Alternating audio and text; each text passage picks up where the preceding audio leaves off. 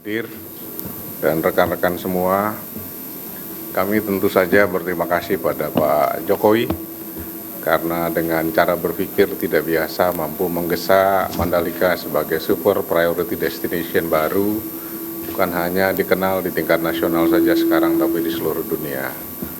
Terima kasih pada Mas Erick Thohir dengan keberaniannya, dengan eagerness-nya untuk menunjukkan pada dunia bahwa kita bisa dikenal dengan memajukan sport tourism di Indonesia dan hasilnya sudah berbuah manis di tempat kita. Bagi kami di Nusa Tenggara Barat, banyak yang bertanya kenapa banyak sport event di sana.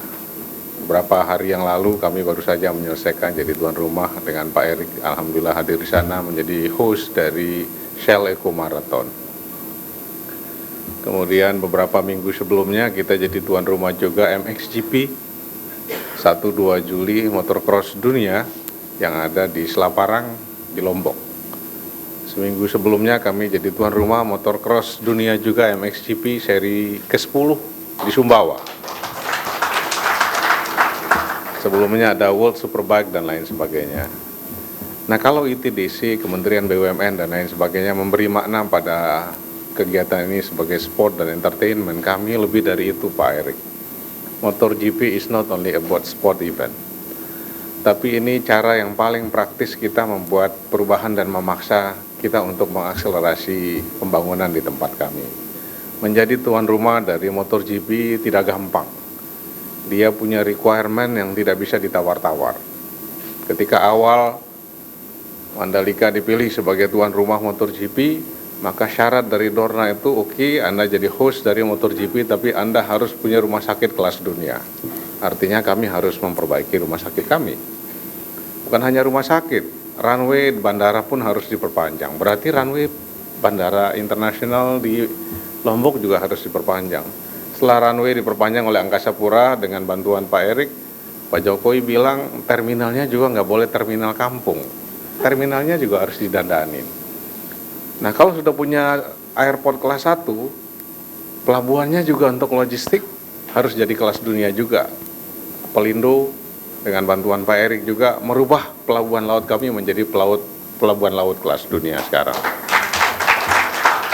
Nah, Pak Jokowi datang, ketika turun di airport, sirkuitnya sudah jadi tapi jalan ke sana agak macet kalau lewat pasar. Dibikinlah bypass dalam waktu kurang dari setahun. Dan kita punya bypass yang terbaik dan tercantik di seluruh Indonesia ada di sana.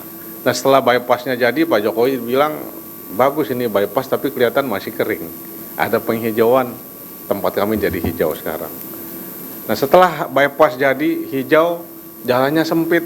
Pak Jokowi bilang, harus diperluas di Jalan Keruak. Sekarang yang tadinya hanya jalan kecil, menjadi 2 pasangan yang sangat besar.